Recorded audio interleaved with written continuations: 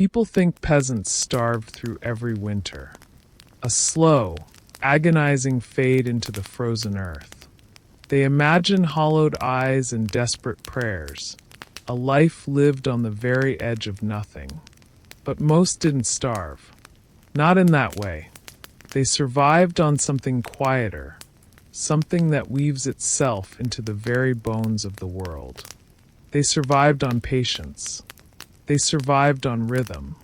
There were no feasts, no tables groaning under the weight of roasted swans and spiced wines. Such things were dreams, stories told by traveling minstrels for a copper coin. Our luxuries were simpler. A pot of pottage that was thick instead of thin, an extra onion from the garden, the rare, sweet taste of an apple in autumn.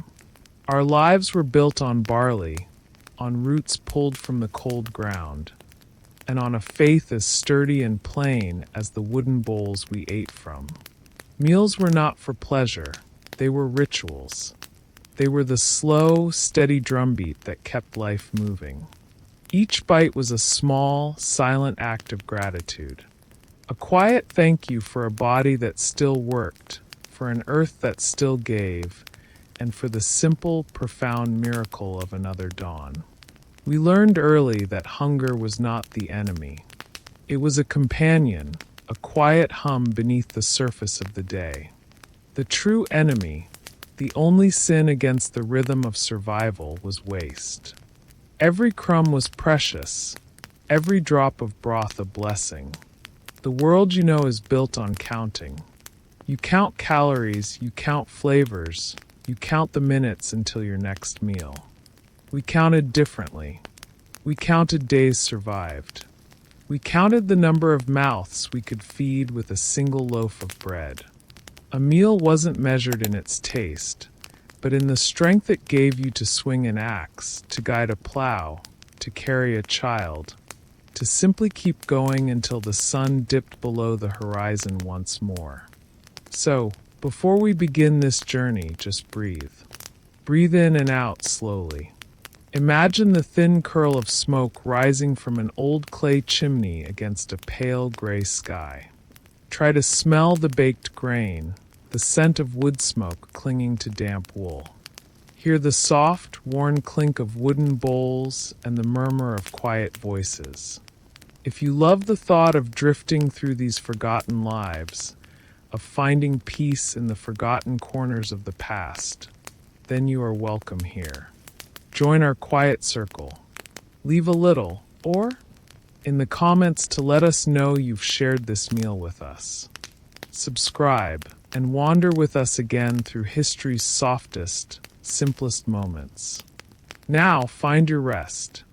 Settle into the quiet of this space. Let your breathing match the slow, steady rhythm of a cooking pot over a low fire. Each inhale is the gentle rising of a loaf of bread. Each exhale a long, soft sigh from the resting fields. Tonight, you will taste the simplest meals of another world. You will discover how a deep and lasting peace once lived in the smallest, most humble of bites. You'll spend one quiet day in a peasant's life, working, sharing, and eating just enough to survive, finding a profound calm in the gentle, ancient rhythm of hunger. The first sound is the rooster. Not the one next door, but the old one 3 cottages down, whose voice is cracked and raw. His call is the first thread pulled in the tapestry of the morning. It is still dark, a deep, velvety blackness that holds the memory of night.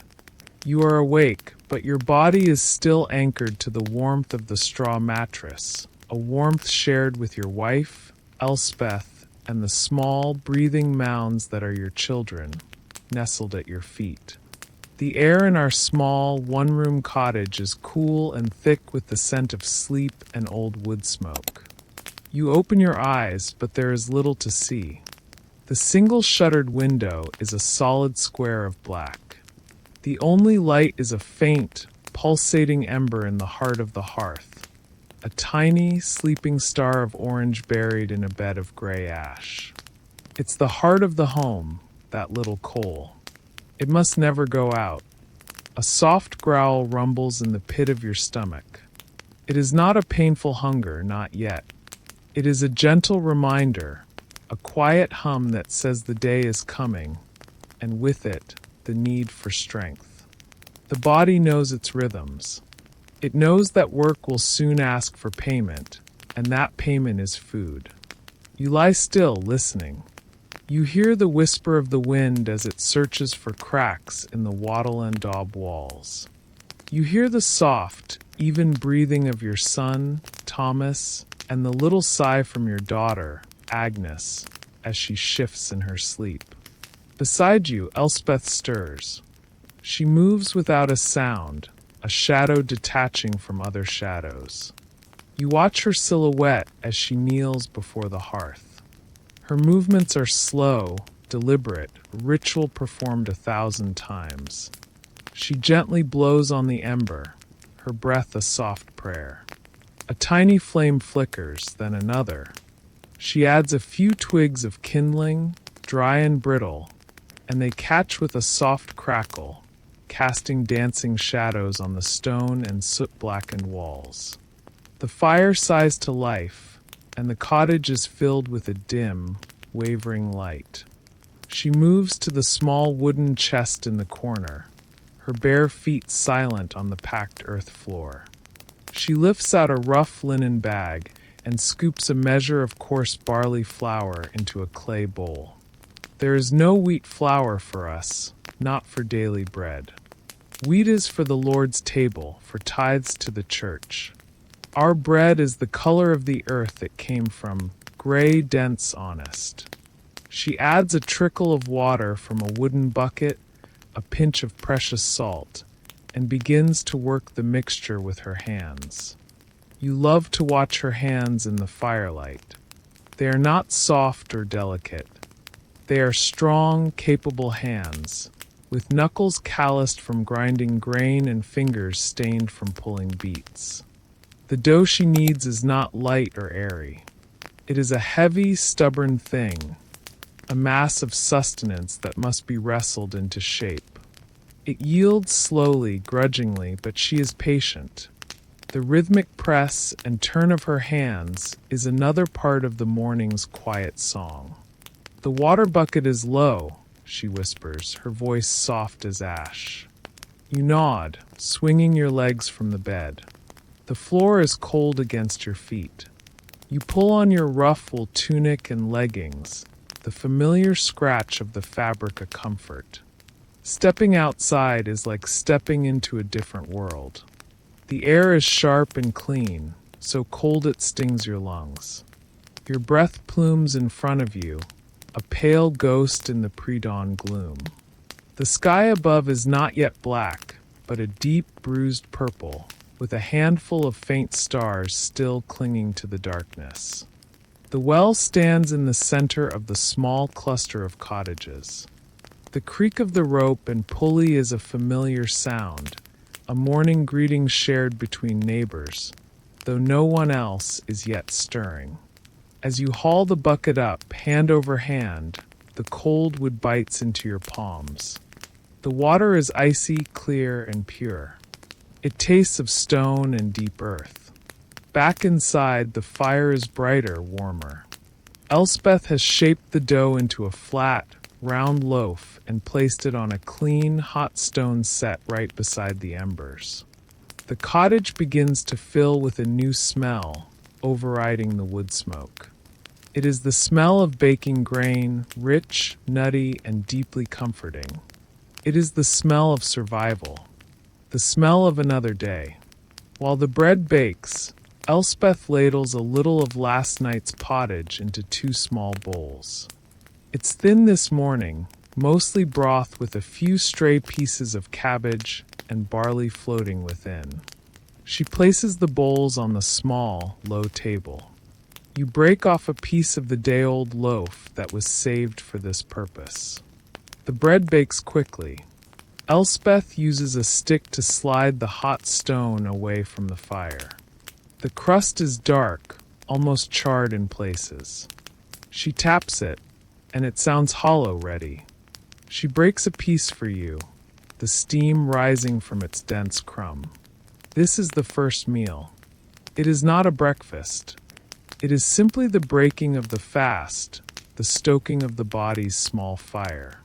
You dip the warm, hard crust into the thin, warm broth.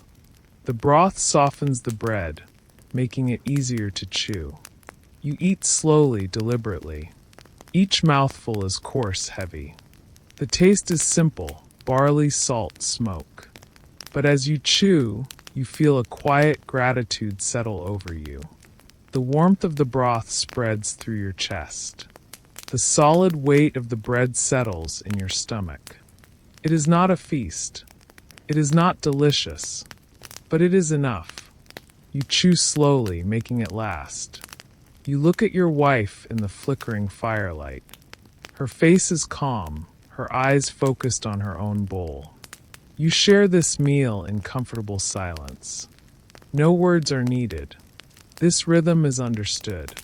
This is how the day begins. This is the fuel for the work to come. Outside, the sky is turning from purple to a soft, misty gray. The world is waking up.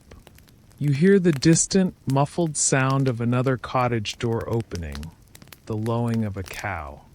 You finish your broth, wiping the bowl clean with the last piece of bread. Waste is the enemy. Your stomach is no longer empty. It is not full, but it is quiet. The hum of hunger has been soothed for now. You feel the strength returning to your limbs, a slow, steady tide.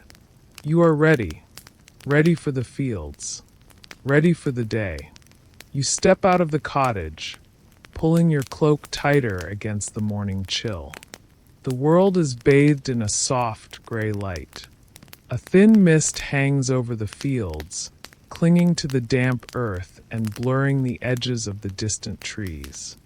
Other figures emerge from the surrounding cottages, moving like ghosts in the quiet air.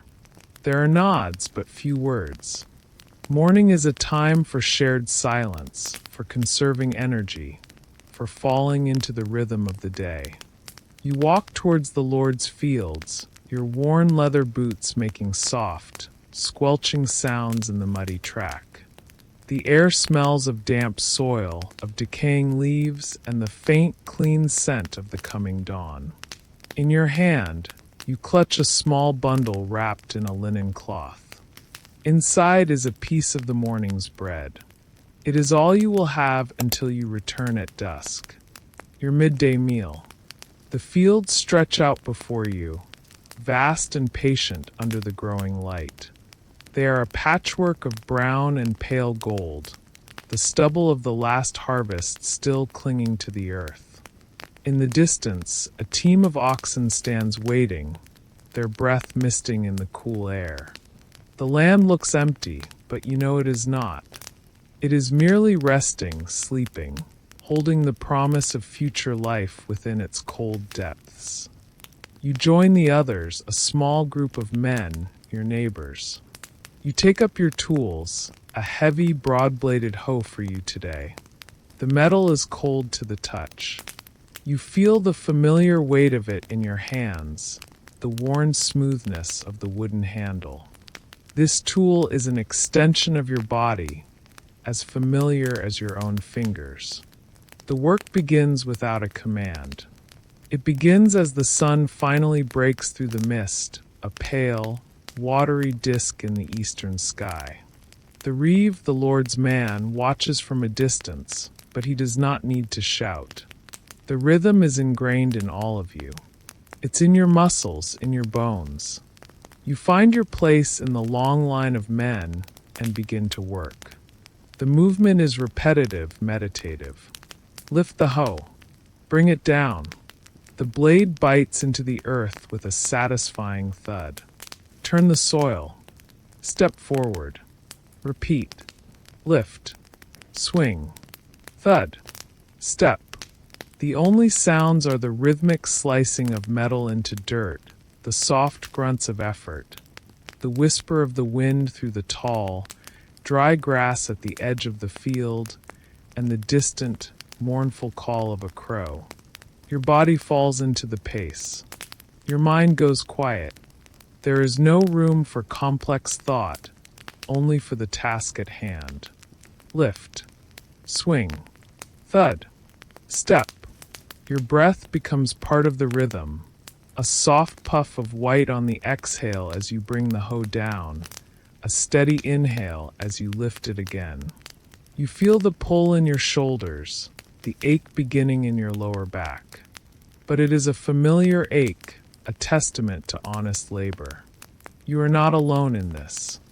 To your left is old William, his face a roadmap of wrinkles, his movements slow but impossibly steady. He has been turning this same soil since he was a boy. To your right is young Peter, strong and eager, his swings powerful but less efficient. He will learn the rhythm in time. The land teaches patience. Hours pass. The sun climbs higher, burning away the mist, but it offers little warmth. The world becomes a small circle of brown earth around you. Your focus narrows to the next patch of soil, the next swing of the hoe. The gentle hum of hunger in your stomach returns, a little louder this time, but you push it away. Hunger is just another part of the rhythm. It rises and falls like the sun. Around noon, the reeve gives a signal. The work stops. A collective sigh seems to rise from the fields. You straighten up slowly, your back protesting. You walk to the edge of the field and sit on a large, flat stone, still warm from the pale sunlight. Others do the same, finding places to rest among the furrows and tussocks of grass. You unwrap your piece of bread. It's hard and dry now. You walk to the well at the field's edge and dip the bread into the cold water, letting it soften just enough to chew. You return to your stone and eat. You close your eyes as you chew, savoring the simple, honest taste.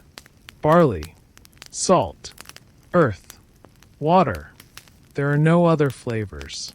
But in this moment, under the wide sky, with the pleasant ache of work in your muscles, it is the most satisfying meal imaginable. It is not meant to delight the senses. It is meant to refuel the body. It is a direct transaction with the earth. You work the soil, and the soil gives you the grain to continue working. Someone nearby begins to hum. It's a low, simple tune, an old song about a good harvest and a full barn. Another man picks it up, his voice a quiet baritone. The melody drifts across the field, a thread of sound weaving through the silence. It is a song of endurance, of hope. For a moment, as you chew your softened bread and listen to the quiet song, you forget the hunger. You forget the cold, the ache in your back. You feel only the rhythm of the work, the rhythm of the song, the rhythm of the seasons.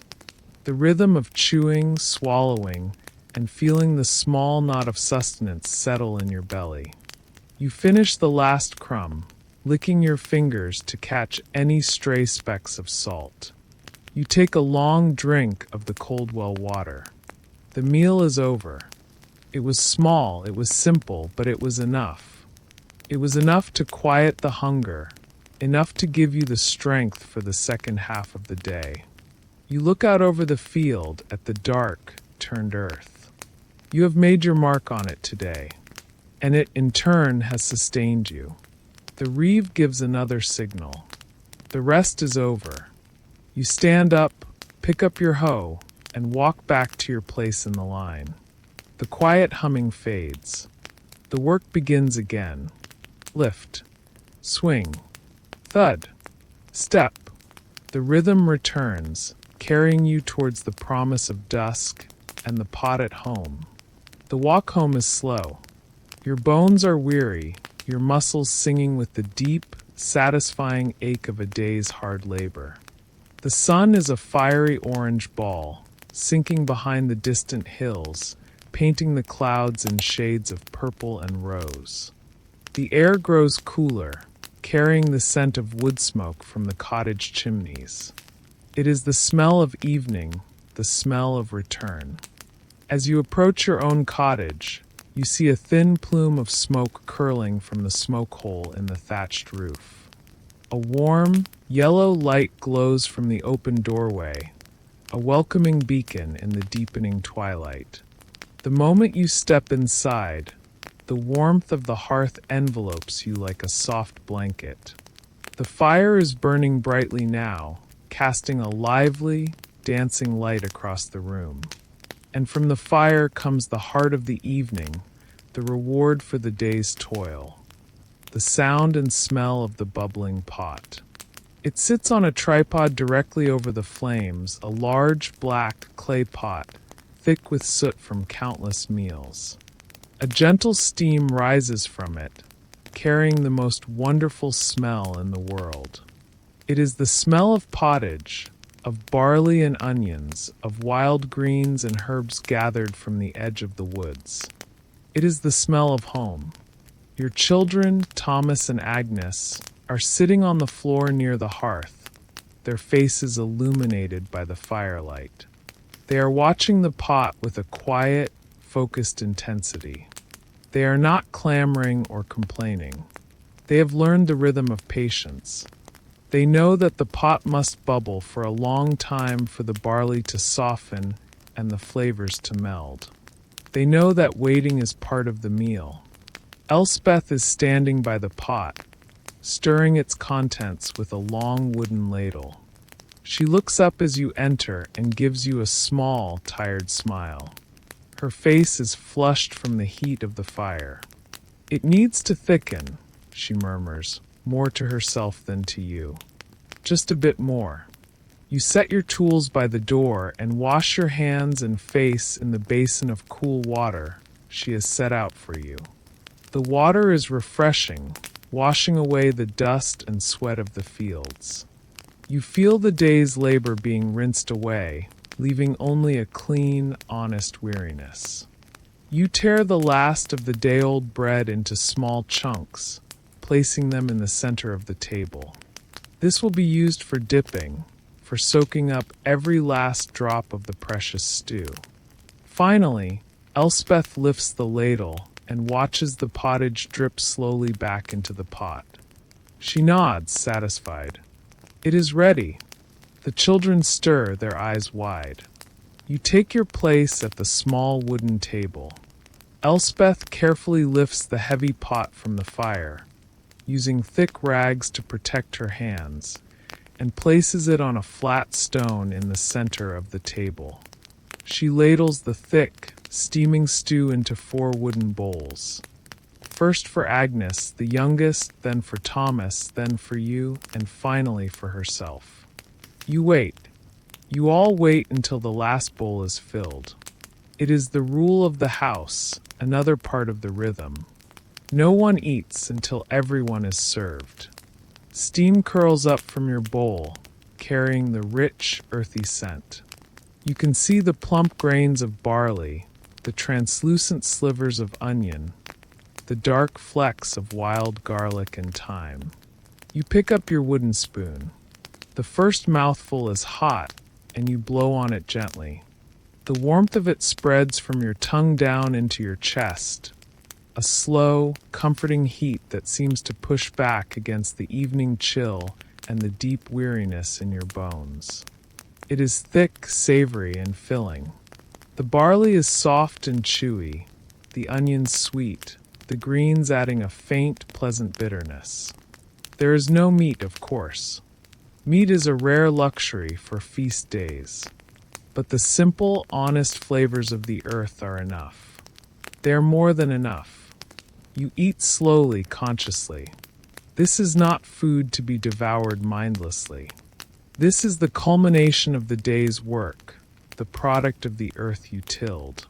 You listen to the sounds of the meal, the soft clinking of spoons against wooden bowls, the quiet sounds of chewing and swallowing, the crackle of the fire, and the low hum of the wind as it whispers through the cracks in the cottage walls. Everyone eats in this same steady rhythm. No one speaks much. The focus is on the food, on the act of nourishing the body. You watch your children. Thomas eats with a serious focus, his brow furrowed in concentration.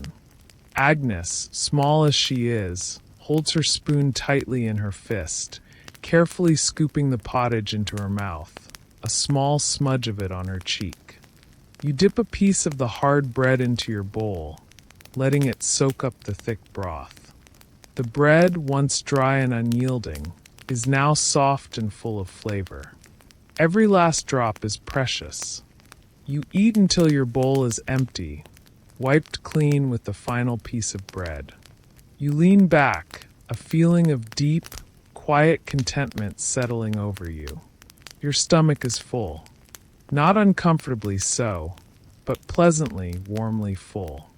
The gnawing hunger of the afternoon is gone, replaced by a sense of peace. The children are quiet, their bellies full, their eyes growing heavy in the warm firelight. When the pot is empty, when every bowl is clean, a deep and satisfying peace descends upon the small cottage. The work is done. The family is fed. The rhythm of the day has reached its gentle, quiet conclusion. You look into the embers of the fire, feeling the warmth on your face, and you know, with a certainty that settles deep in your soul, that you have everything you need. After the meal, a profound silence fills the room. It is not an empty silence, but a full one, weighted with the contentment of nourished bodies and quieted hunger. The clinking of spoons has ceased. The bubbling of the pot is done. All that remains is the soft, rhythmic crackling of the embers in the hearth and the gentle sound of your family's breathing.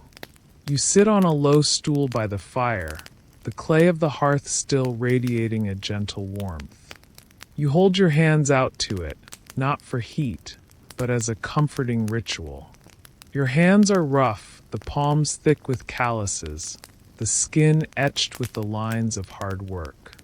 They feel heavy and tired, but it is a good kind of tired, a useful tired. Your bones ache with a dull, pleasant weariness. Your son, Thomas, leans against your knee, his small body warm and relaxed. He is tracing patterns in the ash that has spilled onto the hearthstones with his finger. He looks up at you, his eyes reflecting the soft, orange glow of the embers. "Father," he asks, his voice small and sleepy, "will we have meat tomorrow?" You smile softly and run your hand over his hair. "No, little one, not tomorrow." You pause thinking, "Maybe on Sunday, if the Lord is generous after the hunt." He nods, accepting this without question. He does not know a world where meat is a daily expectation. He knows it only as a rare and wonderful treat, a cause for celebration. You remember the last feast day, for the harvest. The whole village shared a single pig. Your family's portion was small, just a few bites of rich, fatty pork each, the taste so powerful, so different from the daily pottage that it felt like a dream. But you feel no envy, no bitterness. You do not long for the Lord's table, piled high with foods you cannot name. Your life is not measured by what you lack, but by the steady, predictable rhythm of what you have. That feast was a disruption, a pleasant one, but a disruption nonetheless. True comfort lies in the rhythm of the sun rising, the rhythm of the hoe falling, the rhythm of the pot bubbling, the rhythm of a quietly full stomach. You realize, in the quiet of the evening, that you truly know the taste of everything you eat.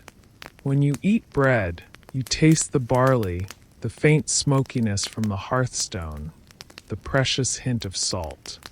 When you eat the pottage, you taste the sweetness of the onion, the earthiness of the cabbage, the wild sharpness of the herbs Elspeth gathered. You taste the patience that went into its slow cooking. In the Lord's hall, they mask their food with expensive spices from faraway lands, pepper and cloves and cinnamon. They eat to be dazzled, to be surprised. You eat to be sustained. You eat to feel the direct connection between your body and the soil you walk upon every day. There is a deep, simple honesty in it. The fire pops, sending a small shower of sparks up the chimney. A log shifts and settles, glowing a brighter red for a moment before fading back into a soft pulse. The night deepens outside. The wind has picked up, and you can hear it moaning softly around the corners of the cottage. But inside it is warm and still. Elspeth is sitting on the other side of the hearth, mending a tear in your tunic. Her needle moves in and out of the coarse fabric with a steady, practiced rhythm. Her head is bowed, her expression calm and focused in the firelight. Little Agnes is already asleep, curled up on a pile of wool blankets, her breathing soft and even. You close your eyes just for a moment. You let the feeling of small fullness settle deep within you. It is a quiet, profound gratitude. Gratitude for the fire, for the roof, for the family gathered in this small, warm space. Gratitude for the pottage, for the bread, for the simple fact of having enough. In a world of uncertainty, of bad harvests, of sickness, of the Lord's unpredictable moods, this feeling is an anchor. The feeling of a full belly at the end of a long day is a small, solid piece of peace. It is the foundation upon which you will build the strength for tomorrow. You open your eyes again and look at the glowing embers. They will be banked soon, saved to start the fire for the next day. The rhythm continues. The cycle begins again, and you are ready for it, sustained by this moment of quiet, humble peace. Just as a comfortable sleepiness begins to settle over the cottage, there is a soft knock on the wooden door. It's a gentle, familiar sound. You rise and lift the latch. It is your neighbor, John, his shoulders hunched against the night wind. He holds something wrapped in a clean linen cloth. Elspeth, he says, nodding to your wife, his voice a low rumble.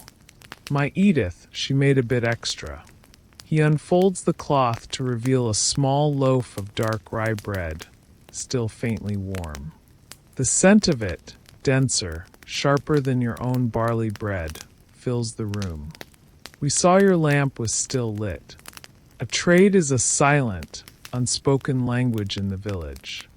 You understand immediately. You turn and go to the small basket where you keep the treasures from your little garden patch behind the cottage.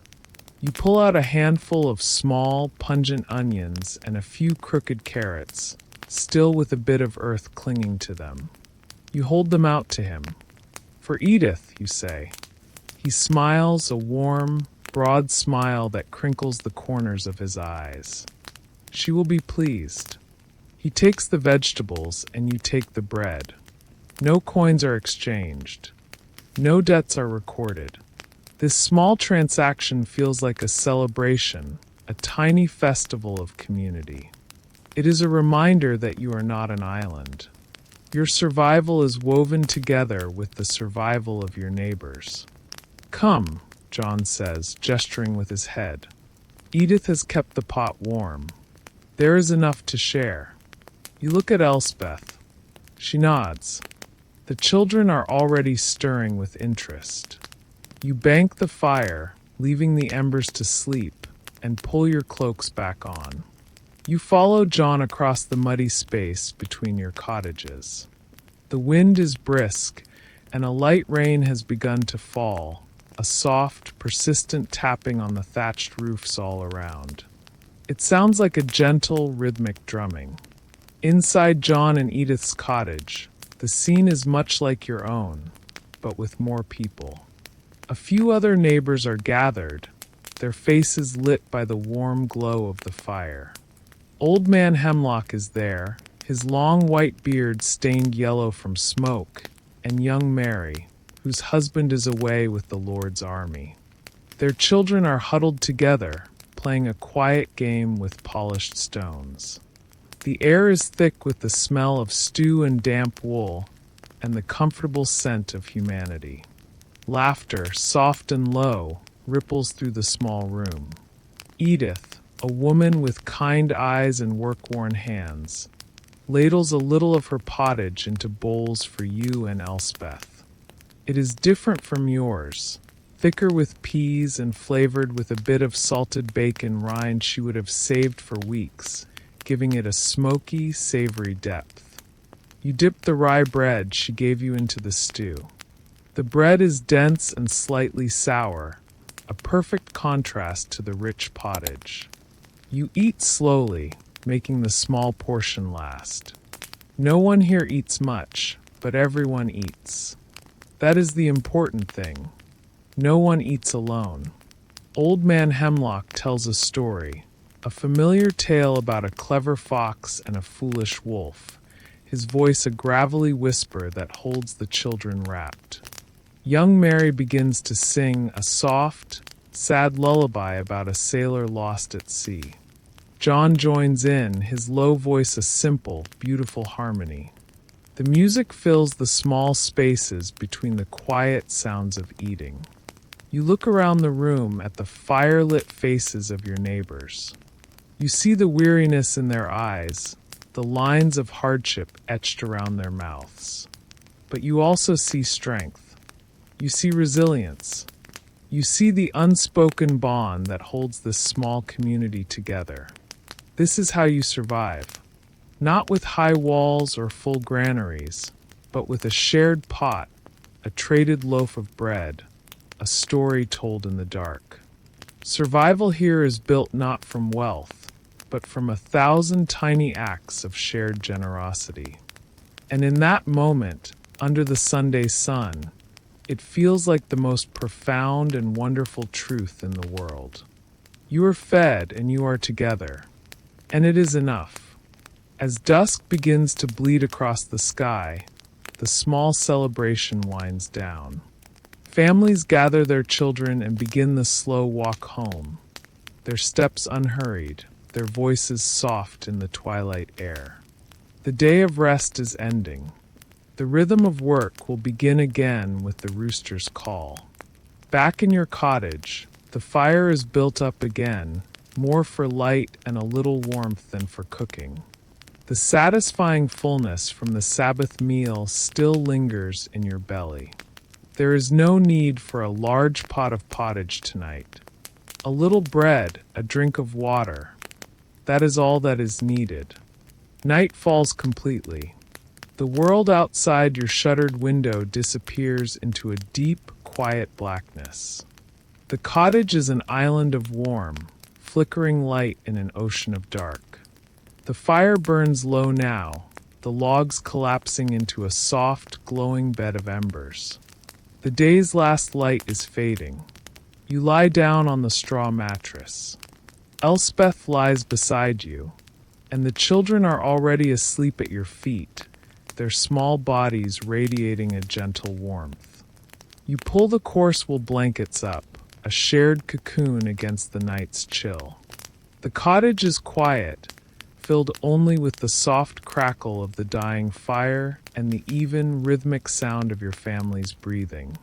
You can still taste the faint memory of the day's meal on your tongue, the earthy sweetness of the beans, the nutty flavor of the wheat bread, the slight tang of the ale. Your body feels heavy, relaxed, and deeply tired, but it is the peaceful weariness that comes after a day of rest, not the bone-deep ache of labor. Your spirit feels calm, settled. You lie in the comfortable darkness, listening. Outside, the wind moves through the fields. You have heard this sound every night of your life. It is the earth's own lullaby. Tonight, it seems to whisper a story of continuity, of the endless cycle of seasons.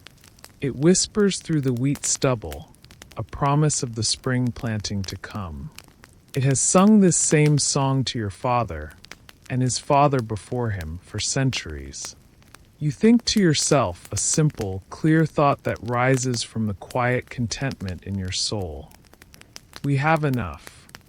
It is not a thought of abundance. You own no land, no great treasures.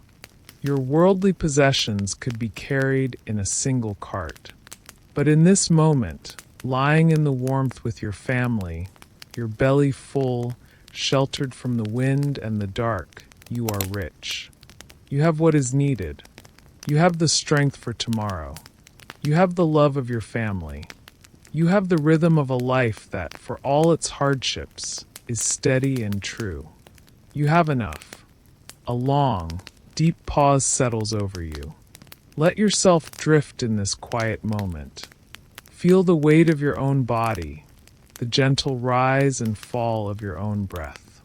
There is nothing to do, nowhere to be, just the simple, profound peace of this moment. The day is done, the body is tired, the spirit is calm, and that was all they ever needed to survive. Enough. The narrator's voice becomes a soft, gentle whisper, as if speaking directly to someone drifting into sleep. The peasants didn't eat to feel joy, not the fleeting, sharp joy of a new flavor or a rich dessert. They ate to stay close to the earth.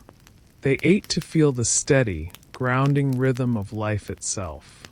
Their food was a direct conversation with the soil, the sun, and the rain. Barley, peas, onions, bread. The words themselves are plain, solid, strong. The food was not meant to excite the palate. It was meant to build bone and muscle. It was fuel, plain and powerful. It was the slow, steady heartbeat of their world. We look back and call it a poor diet.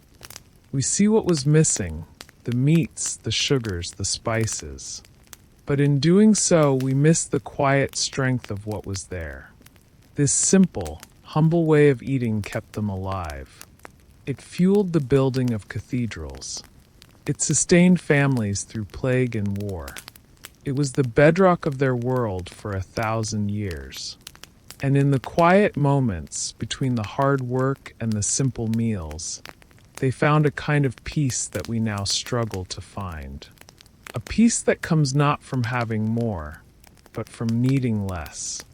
A peace that comes from understanding the deep, slow rhythm of hunger and fullness, of work and rest, of life and the turning of the seasons. And when we sleep, we too survive in this same quiet way. We let go of the day. We trust the rhythm of our own bodies. We survive quietly, slowly, one breath at a time, until a new day dawns. A long, comfortable silence stretches here, like the space between heartbeats, allowing the listener to drift deeper. Rest now. You have shared their day, their bread, their simple, profound peace. Sleep well, traveler. The earth is still warm beneath you.